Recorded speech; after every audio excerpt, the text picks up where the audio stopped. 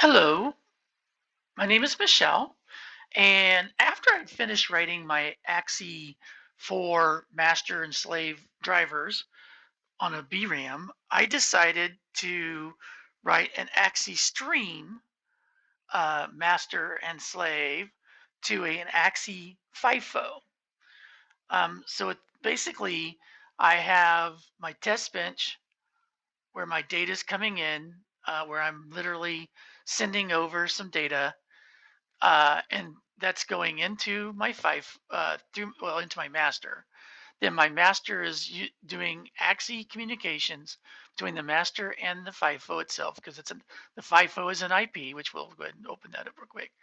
And the FIFO is code. I did not write it; somebody else wrote it.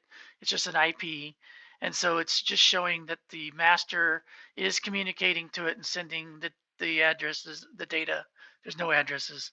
Sending the data over, and then I asked it after the first set of packets, please start giving me the data out of as a read from the FIFO. So first in, first out. And so therefore, you can see that I'm sending in the data, the FIFO is getting the data, and then of course it's reading the data, and then it's sending back out to the test bench. So that tells me right now that this actually works. It looks like this period, I'm guessing, this part of the of this thing is uh, where it's negotiating the clocks.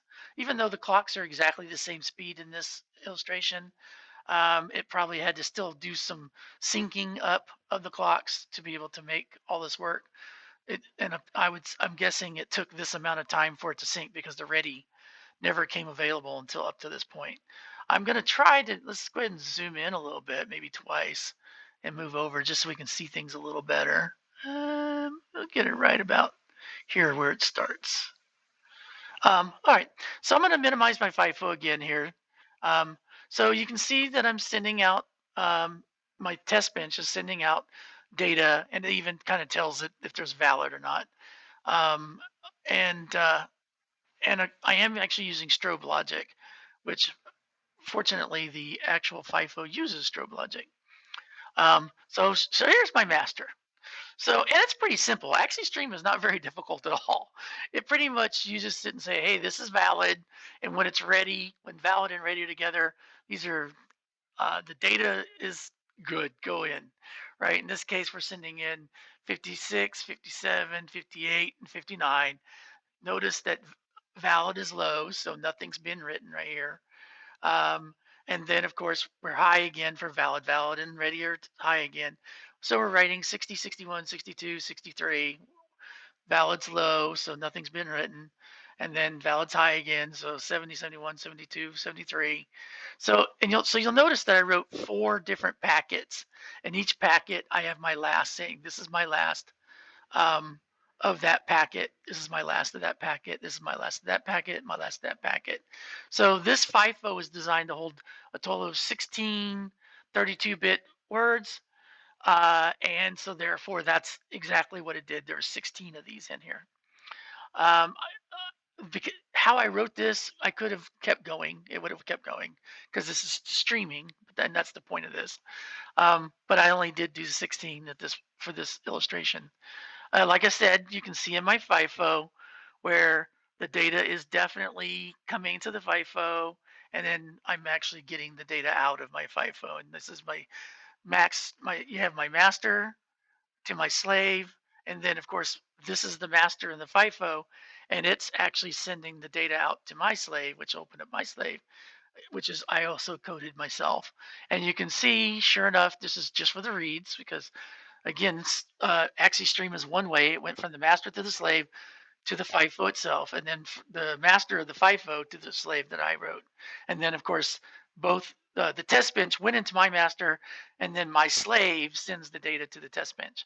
And so here you can see, sure enough, um, here, basically, here's the data that we got, which was the 56, 57, 58, 59. And then you'll notice, where's my last on this? I think this is my last.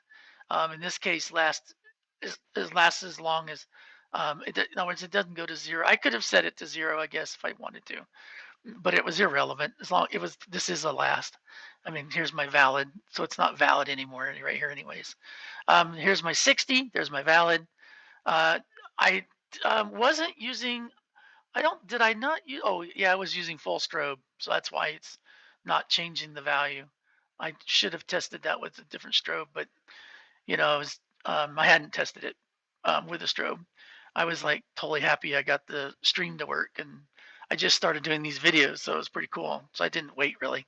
And of course, here's my 63, and there's my last again, my 70s, and if we kept going to the right, you can see, and it went all the way to the 83. And like I said, had it, I had set it up um, uh, so that after the first packet, start reading the packets out. So, and that's exactly what you see here. You see that the first packet is done, and then as it's writing the second packet, it's actually reading the first packet um, on the slave. So basically, like I said, the flow was the test bench to my master, the master to this FIFO, from the FIFO to my slave, and then my slave back to my test bench. And so we go back to my test bench, and sure enough, there we go. We got our 56, 57, 58, 59. And if we scroll over to the right, you can see the data is coming in like it's supposed to. And so this simulation shows that sure enough, I was able to use AXI Stream. I'm streaming in and out simultaneously, and the data is definitely streaming through. And so my Stream Master, my AXI Stream Slave is working properly.